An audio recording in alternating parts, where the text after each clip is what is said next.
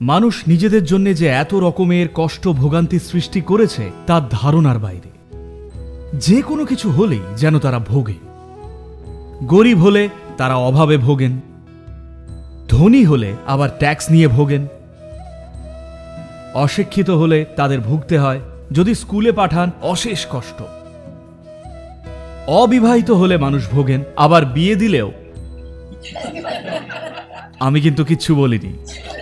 আপনার জীবনে কি একজন মানুষও ঠিক আপনি যেভাবে চান 100 ভাগ সেইভাবে চলেছে?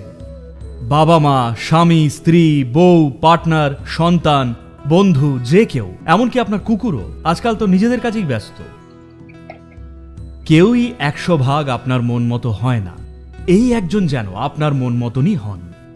সেই জন্যই তো এই ইনার ইঞ্জিনিয়ারিং, কনশাস প্ল্যানেট অভিযান, এত কিছু তো শুধু সেইটারই জন্যে।